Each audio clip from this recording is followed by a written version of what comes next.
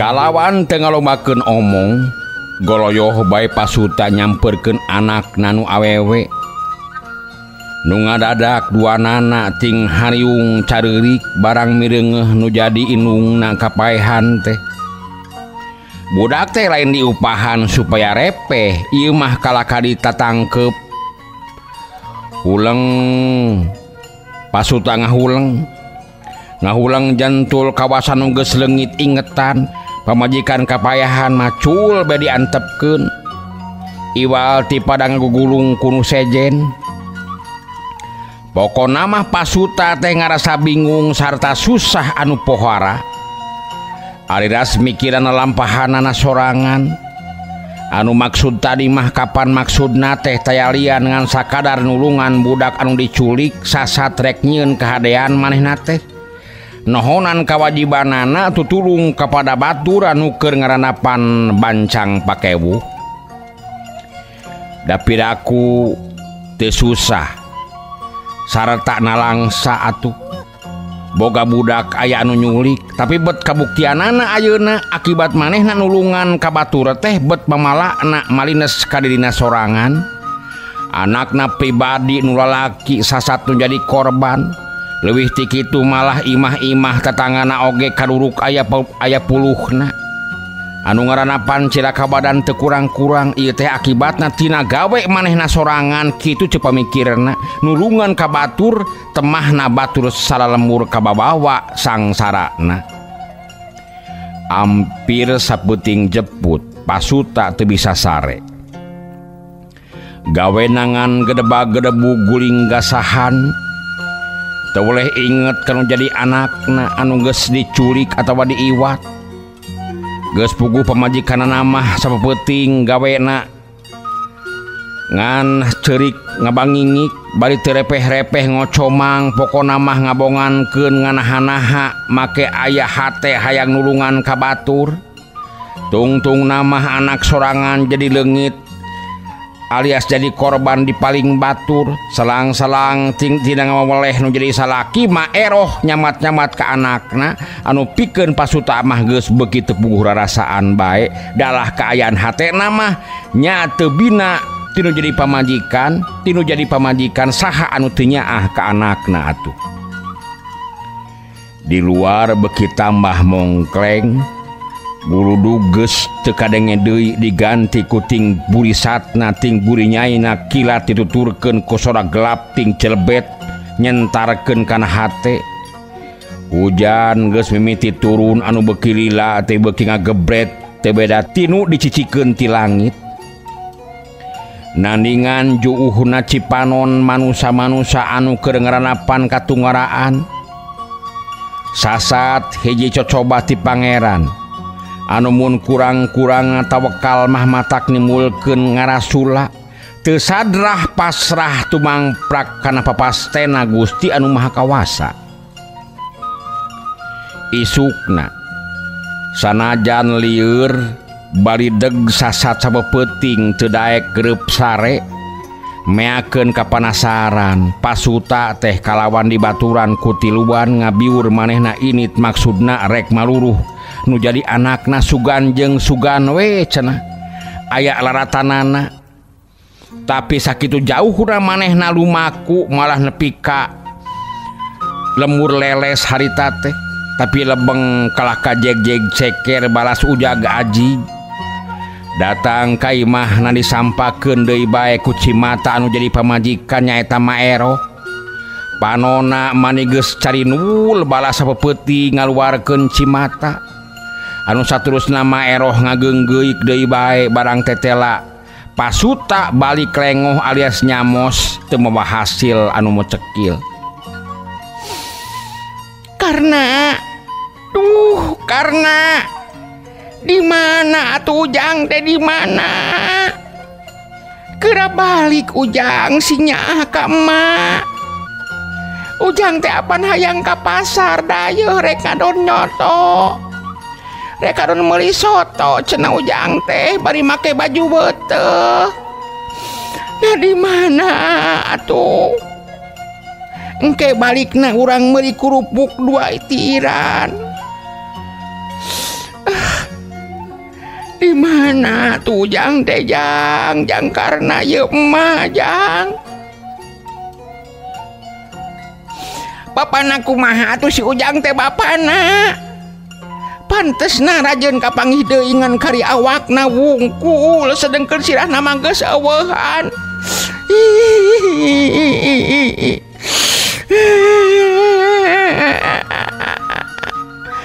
Kumaha atuh bapana mun si Karna budak urang eueuh sirahan.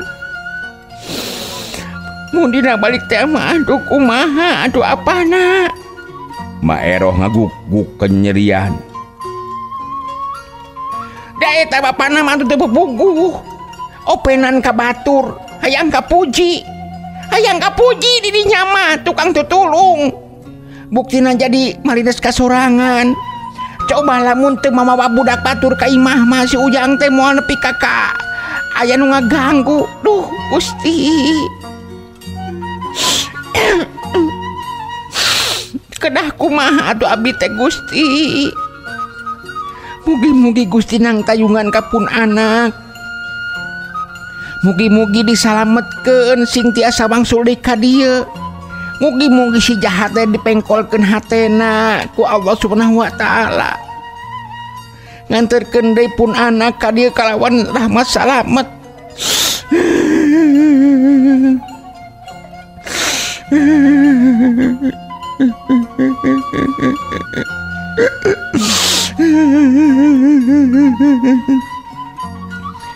Maeroh terus norowelang ngabarengan cerikna anu ngakukuk nyuuh kana palupuh. Ari Pasuta mah mireungeuh nu jadi pamajikan sumegruk teh bari norowelang teh sasat ngaweleh ka manehanana. Sakecap oge teu nemal. Jongjon ngajentul nanangkep tuur bari hate baluweng-luweng.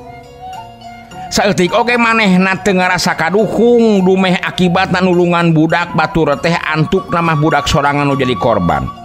Ngan ieu mah manehna kacida bingungna kumaha nya pilakueun pikeun manggihkeun deui anakna. Gegedena mah ngarasa kemes kasih jurujana asana teh kabina-bina teuing. Red kabijana anu harita keur ngagoler tadi namah budak teh rek ditanya. Geus puguh ti mana-manana mah, puguh kolotna, puguh lemurna moal dilila-lila harita oge rek terus dianteurkeun. Ngan orok kaya budak teh awakna kalah ka nyebret panas duka teuing baluas meureunnan. Ti kamari ngaranapan kajadian-kajadian anu pikeun budak mah teu saeutik mata ngadatangkeun rentagna pikiran. Anu akhirna wijana teh terus bae diubar aber heula. Kitu oge anu ngurusna sapopoena teh sasat ku Pasuta sorangan atuh. Da maeroh mah ulah boro-boro daek ngagulang gaper, nempoan oge sigana teh mani geuleuheunaker ka wijana teh. Lantaran anggapanana pangna anakna jadi leungit teh lantaranna mah nya ku sabab aya wijana di imahna. Damun teu sieun kudu jadi salaki mah geus sangeuk-sangeuk acan kacecingan teh. Komo bari jeung ngurus ngubar ngaber mah kokodomo nya kokodoreun teuing sigana teh. Tapi keur Pasuta mah lain kitu. Mireungeuh wijana terus gering teh ka cidawatireunana, malah tungtungna mah make jorojoy aya hate nyaah sagala rupa. Ngurusna nya sanajan kudu sagala prak ku sorangan teu dipake aral ku Pasuta teh. Pikiranana itung-itung ngurus ngarasanan anakna sorangan bae. Ngan mudah-mudahan cek pikirna engke dina hiji waktu isuk jaganing getok budakna bisa balik deui ka panggih deui. Meh ampir sabulan wijana geringna di imahna Pasuta. Kadieunaakeun mah budak teh mimiti igeg-igeg maju kana cager.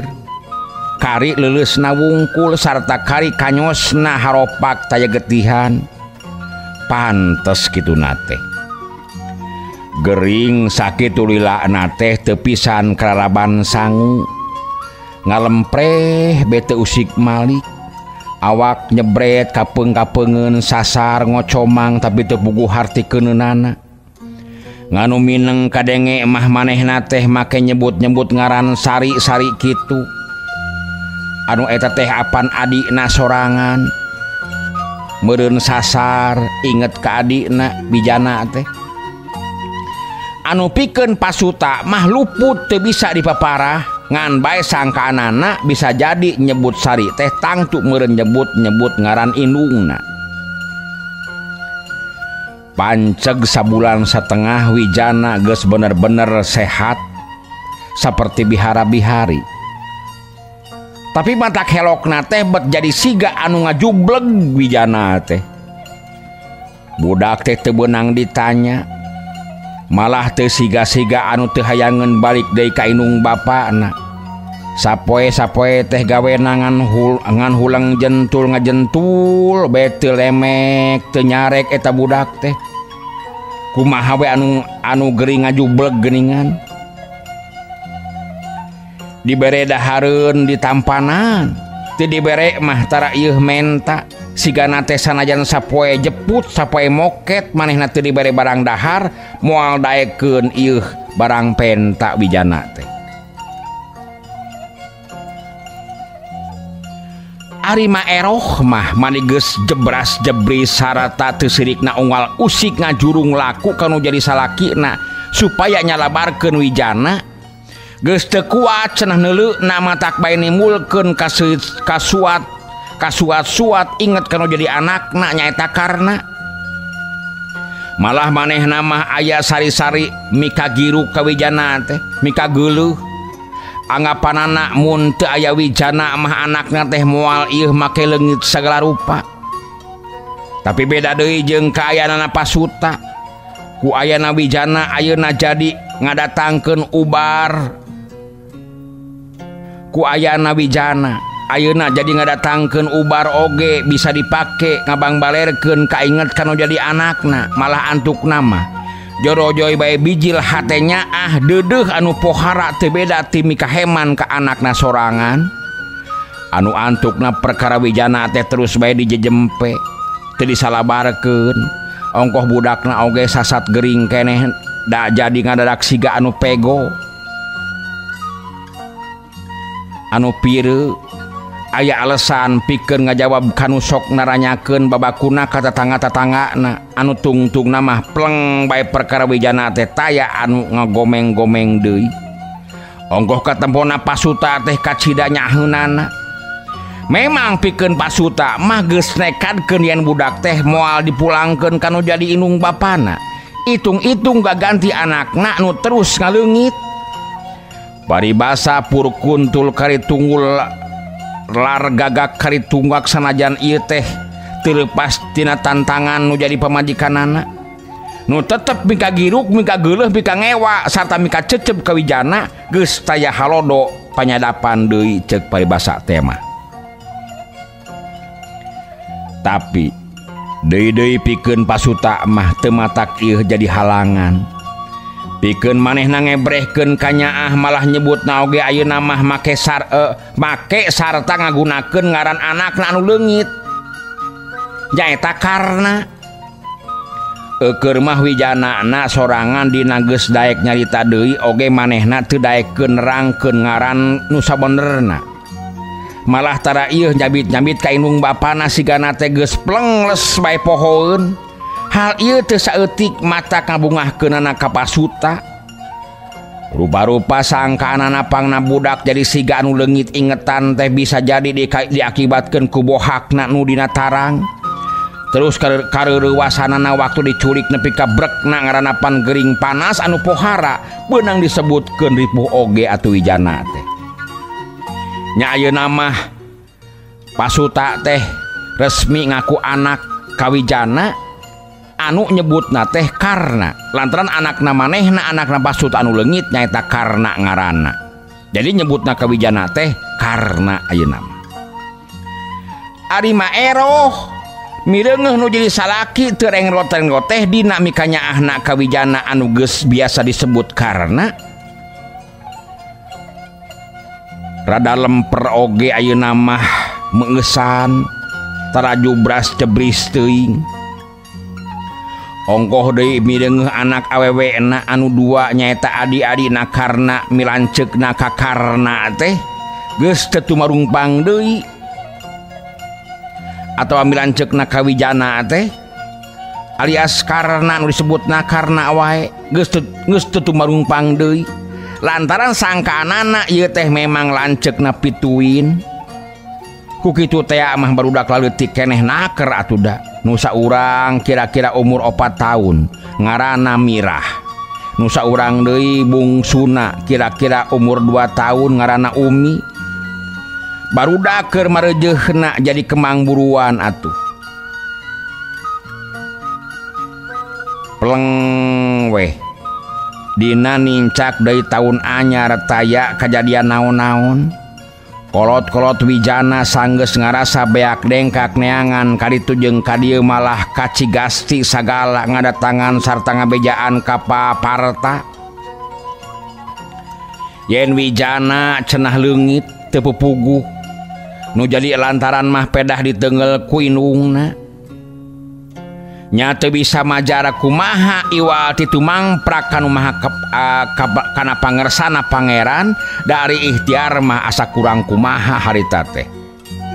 Gumilar teh alias bapana Wijana kacaritakeun Mbah Jagur sangeusna manehna ngabelecet ti imahna Pasuta mawa budak anu saangkaanana mah Wijana. Terus bae manehna mangpret make jalan anu kabojong salam. Kebat mapai-mapai jalan gede anu berasna ka Tarogong. Manehna geus hasil ngarepehkeun budak ku jalan ngabobodo sarta nyingsieunan. Anu akhirna karna nyaeta karna anakna Pasuta teh terus bae ngahenen teu ngalobakeun pamolah. Sumawona mun ngadat pedah dibawa ku jalma anu teu wawuh geus beurang ka karakanyahoan yen budak teh pahili. Ieu mah geuningan lain budak nu dibawa teh Cicapar tapi manehna teu nanaon lantaran rasana sarua bae. Pang-pangna mah kapan ngan rek nengongkeun wungkul yen manehna bener geus bisa ngasupan imahna nu jadi musuh kalaban teu bisa katewak. Ieu geus ngarupakeun hiji kaagulan oge pikeun dirina anu memang dieusi ku rasa-rasa dirjeng takabur alias sombong Mbah Jagur teh. Tadina mah manehna rek balik deui ka Cicapar. Lantaran maksud utamana mah tayalian rek ngadatangan Gumilar pikeun males kanyeri dumeh baheula kungsi dielehkeun malah nepi ka cacadna alias leungeuna kengkong.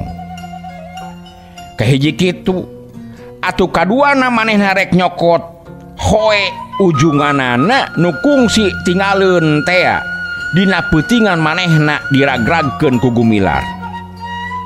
Sasat eleh mutlak ngejati pakalangan bari mangul si jamian muridna anu kaayanana ruksak katitih pangarti kaungkulan pangabisana ku Aki Empi. Tapi dipikir deui urang gadog dina peutingan ieu teh pasti keur nguber neangan manehanana anu mun seug kapanggih sarta terus ngayakeun rerempon deui tacantang tu manehna bisa unggul dihurup ku salemur masanajan teguh tangguh oge tangtu mata kripuh kawalahan mah kudu tadi oge kakaraku sababaraha urang geus kabuktian sakitu ribuhna pikeun Mbah Jagur teh. Mikir kapal bahadinya teu ngalobakeun decodeka manehna terus bae nuluykeun lampahanana kebat mangprung ngajugjug ujung kulon bari ngagandong budak dina tonggongna. Hatena geus gilig yen ieu budak teh hatena geus gilig yen ieu budak teh rek dijieun anakna pribadi anu bakal diwaris sagala ilmu panemuna. Perkara rek ngadatangan Gumilar mah gampang isuk pageto deui oge teu naon cenah. Ongkosanya mah tacan yakin bener-bener nahnya henteuna manehna teh aya di Cicapar. Ti heula kungsi Mbah Jagur ngadatangan ka Miramare. Meunang beja cenah geus pindah ka Cicapar bawahan Garut. Ieu sababna nu matak dina poean Wijana ditakol ku siwur ku indungna manehna aya di kampung Cicapar anu saterusna ngabobodo Wijana nyebutkeun rek dianterkeun ka Nangka Pait nu sanyana mah manehna teh dibere hate resep lantaran budak teh ngabogaan susunan anggota badan anu kacida hadena tapi seperti anu geus kanyahoan rupana bae Wijana teh taya tutulisanana kudu dikukut kubah jagur kabuktian nu dibawa mah karena nyaeta anakna Pasuta teh karena gera bereskeun sakur nu rek dibawa teh geranya cek Pasuta nu harita keur nyebetan daun kawung geus saged rek init ngalalauk marentah ka anakna supaya nyiapkeun babawaanana nu geus ngabaku diantarana kecerik pangawelah parahu buleng jeung saliyana teh eta anu sakira-kira diperlukeun. Parantos Abah kantun mios wae sigana mah walon karna anu geus manco diburuan sakur bawaeun geus tarapi ngan kari nungguan bapana wungkul anu masih keneh di jero imah keur nyebetan daun kawung.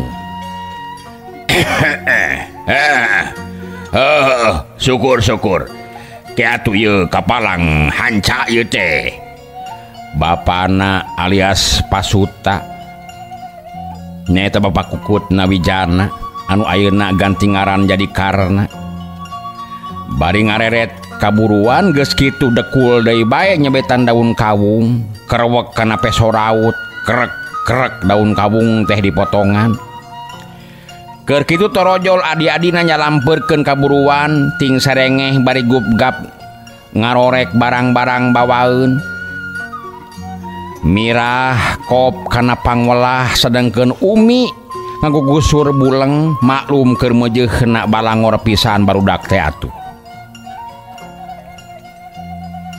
Ulah ngoprek atuh nyeuseul geura Abah. Karena ngahuleng sorana ebreh nemrakeun ka nyaah jeung kadeudeuna kanu jadi adi. Red ka jero imah bisi katempoeun ku indungna manehna wani-wani barang geureuh lantaran maeroh mah sok ngamek. Ku kitu teh mah dinamika nyaahna henteu antep saperti Pasuta di lain-lain oge atuh ka anak batur atuh maeroh teh. Ari Mirah mah nurut tubuhan geus rada gede ngan Umi manehna mah jongjon we ngagugusur buleng bari ceceleukeutekan seuri ngan hadena Mirah mah hideng ngagewat buleng teh ku manehna dicokot heug diteuneun deui dina urutna. Bagur Mirah mah henteu cara Umi nakal karena bari seuri kerewek kana sirah Mirah. Milah teh atuh Milah mah beda jeung Umi kangkalna. Milah mah atuh bagol mun Umi mah rada bangor nya keun atuh keun bae pokona mah da sarua Mirah jeung Umi oge da kang uing mah nyaah pisan ka ranjeun duaan teh. Diusapan bangun deudeuhna keranan terleng deui Umi nyampeurkeun ngalenean kakarna heug deui diusapan sarua kaduanana oge nyaah pisan sanajan dina hatena mah sok ngolebat aya hiji perasaan yen ieu dua budak awewe teh lain adina da adina mah ngan hiji sarta ieu indung bapana teh lain kolot manehna pribadi tapi eta perasaan kitu teh sok gancang ngaleungit malah sok tara aya tapak-tapakna acan kalinih ku kanyaahna Pasuta jeung rasa midulurna Mirah jeung Umi nu taya tumarumpangna ka manehanana memang pikeun ieu barudak awewe mah karena anu ayeuna teh marukanan mah karena lanceukna pribadi meureunn teu nyangkaeun saeutik oge yen ieu mah ngan sakadar dulur kukutna. Engke mah Mirah geus gede rek milunya kakang nana nya lamun milah geus agung kitu rek milu rek ngiling ka kangkana. Umi ge bade ngiling ka Kang Nana rek milunya. Umi teu kurang-kurang ogo nasieun we sigana teh teu dibawa teh. Pugue geus galedem aku Kang Nana di barawa duanana oge.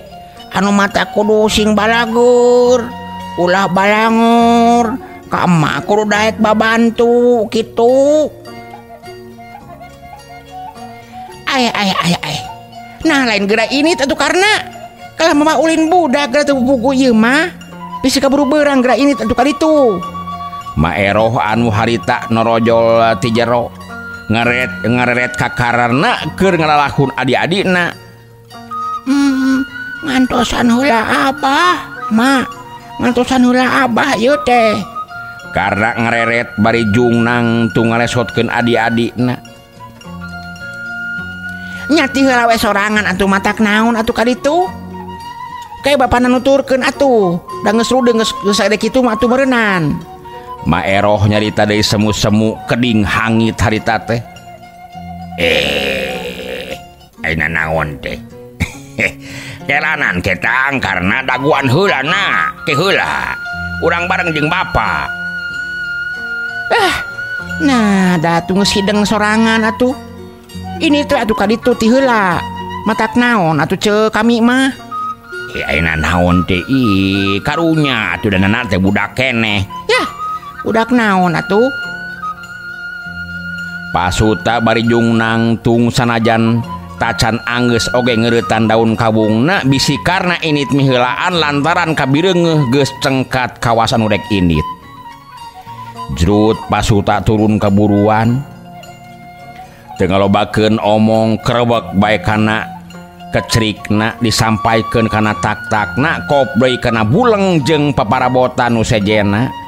Pangawelah parahu mah sina dibawa ku anakna nyaeta Karna teh alias jalmaan wijana. Teu lila leos arinit karena ngicrik gigireun bapana kalawan teu nyarita barang sakecap. Pasuta atuh nya kitu keneh anak jeung bapa teh paheneng-heneng taya anu lemek taya anu nyarek. Ari Karna mah memang sifatna tara ngabiasakeun loba ngobrol jeung nu jadi bapa teh.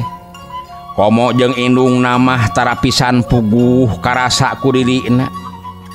Seutik oge taya pisan kanyaahna maeroh teh. Abong kasebutna ka anak kukut meureunnan. Nganjeung adik-adikna karena sok rajeun daek cacarita miheulaan ngajakan ngobrol. Malah mun ulin sapopoena oge terdaekeun campur jeung barudak sejen. Upama teu jeung adik-adikna mah manehna mah sok ngajentul we sorangan di pipir imah. Ari pasuta pangna manehna ngabetem keur mikiran nu jadi pamajikanana sakitu karna geus aya taunna aya dina lingkungan rumah tanggana sigana teh taya pisan aya euih-euihna. Tinak tandukna anger teu robah-robah ka budak teh taya pisan aya kanyaahna. Sakitu karna teh kurang kumaha bageurna. Kurang kumaha singerna kana pagawean ngabantu kanu jadi kolot.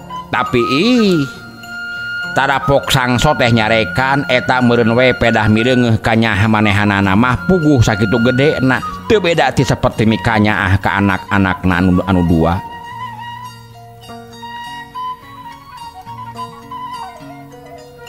Ku pasuta geus kajudi pangna karna siga anu kuuleun teh taya lian. Lantaran saolah-olah ngaranapan tekenan batin tinu jadi indungna nu ngajadikeun budak teh jadi leungit kagumiraanana. Kapaur pasuta budak teh lila-lila mah leungit pangabetahna heugweh mingat atawa wak cabalaka hayang balik deui ka kolot-kolotna anu nepi ka ayeuna oge pasuta teh tacanyahoeun saha-sahana anu jadi indung bapana teh ngahaja ngajempe maneh. Tapi anehna budak teh teu pisan daek barang tanya anu ngeunaan kolot-kolotna. Sugan heug nyaritakeun maksudna hayang dianterkeun kana jadi kolotna. Da pira aku sugan ari teu ingeteun mah kapan waktu mimiti dikukut ku manehna teh umurna budak teh kira-kira geus nincak 7 tahun pasti geus inget atuh ka anu jadi kolot. Memang teu salah sangkaan Pasuta teh nya kitu pisan nu jadi marga lantaran pangna ayeuna karena jadi jarang takol nya karena alias Wijana ieu mah jadi carang takol keur aya keneh di lemurna mah waktu ngaranna masih keneh Wijana manehna teh hiji budak anu kacida belengurna lengerna harak bangor dibeakeun ku sorangan. Indungna sorangan nyaeta Nyi Arum nepi ka kawalahan nya ku paripolah Wijana waktu harita. Tapi ayeuna sanggeus manehna hirup aya dina lingkungan Pasuta ngadadak kalakuanana harita teh jadi robah kahiji lantaran manehna ngaranapan gering panas anu lilana saburan setengah nu sakaligus lain bae jadi ngadatangkeun parobahan kana kalakuanana tapi oge manehna jadi samar kana kaayaan diri manehanana pribadi. Tacan ge bisa ngulangkeun deui ingetanana geus katumbu kunyang hareupan tinak tanuk nama Eroh anu mangrupa hiji tekenan batin keur Wijana mah. Jadi munasabah pisan dina ngajalankeun hirupna nu beuki lila umurna beuki namahan naon-naon anu geus kaliwat teh sama sakali jadi poho mun teu disebutkeun ukur samar-samar teh. Ku kitu teh mah harita teh manehna kakaran nincak umur 7 tahun sasat tacan panjang ingetan katuduh-katutuh ngalaman gering ripuh anu saterusna ngarenapan tekenan-tekenan kana batinna nu teu saeutik ngajadikeun gangguan kana pertumbuhan jiwana nu ngajadikeun manehna jadi poho kana usul jeung asalna. Rajeun ukur ngolebat tapi sokles bae leungit deui malah lila-lila mah jadi teu ingeteun sama sakali yen manehna teh sanyana mah anakna Gumilar jeung Nyi Arum anu ngaran Wijana ayeuna mah mi bapa jeung mi indungna teh ngan ka Pasuta jeung ka Maeroh sanajan anu kasebut paneuri mah teu karasa mikanyaahna. Waktu ieu anak jeung bapa kakarage ngageuleuyeung kana parahu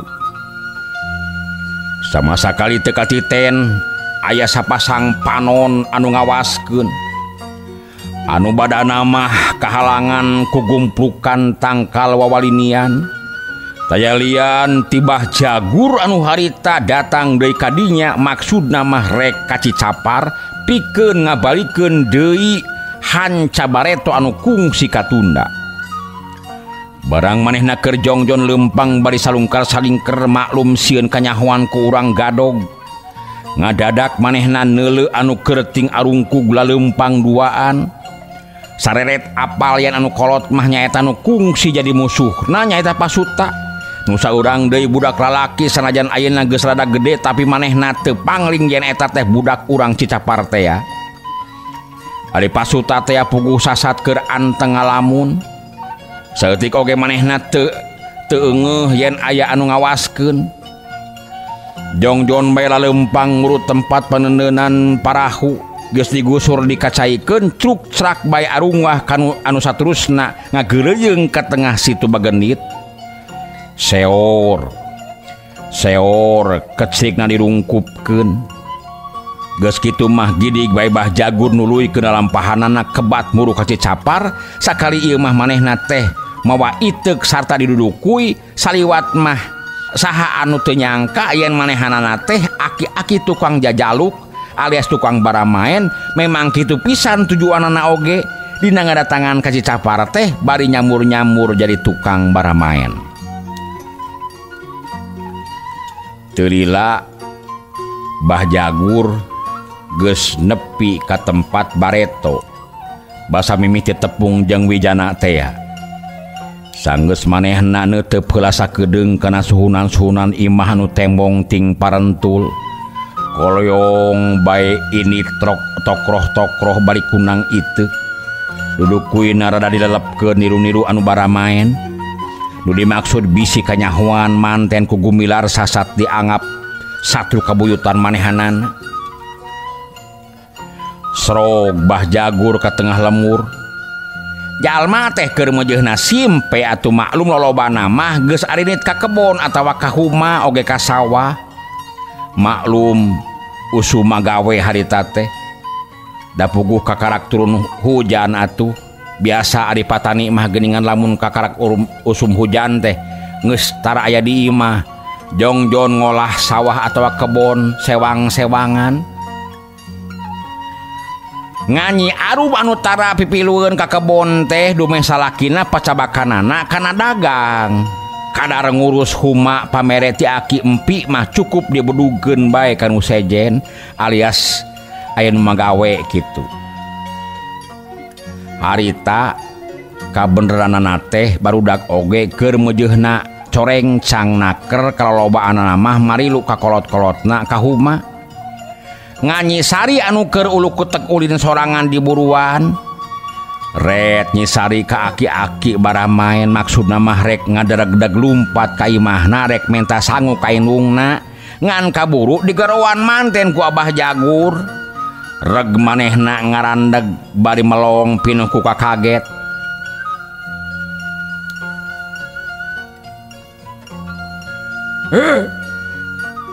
Kamaya kade hola ulah wakainit. Kade hola. Keheula tungguan hola. Aki tungguan hola. Kelanan aki rek minta kejo ka emak ieu teh. Kelanan heula. Rek minta kejo ka emak kur aki. Ceuk sari bari merong. Memang geus biasana lamun aya anu bara main teh sari mah sok ngegewat mang mentakeun kejo ka indungna. Kun bae nyai. Kadi heula wae. Aki rek nanya ieu teh. Rek nanya. Kun wae heula. Ceuk Bah Jagur bari tokroh-tokroh nyamperkeun ka sari. Ari sari ngajanteng hatena ngarasa kaget oge lantaran biasa nama anu bara main teh upama rek dipangmentakeun kejo ka indungna sok tara loba omong malah siga-siga anu atoheun naker sawareh masok ngaburu-buru bangun anu geus teu sabar.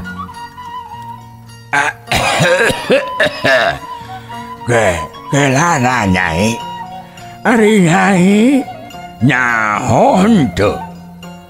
Ka jalma anu ngaran Gumilar. Hah? Nyaho teu nyai?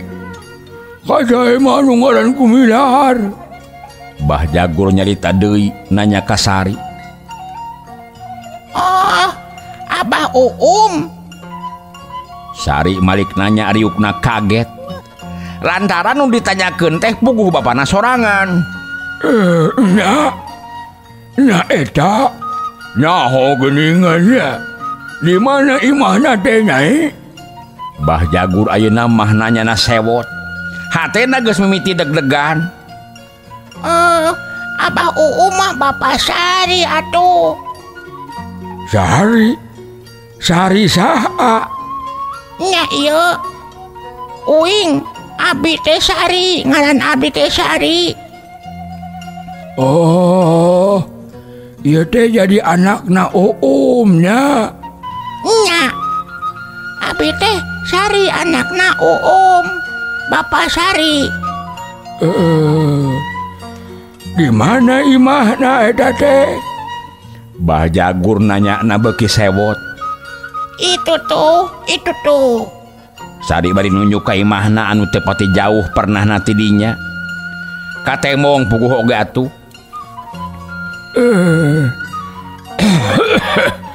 Ari bapa nyai ayeuna aya ayeuna ha? Kur kadayo, kur dagang Bapak mah. Bah Jagur mani melengek ngarasa hanyelu. Jauh-jauh di jugjug anggang-anggang di teang kasambak teh poos deui bae.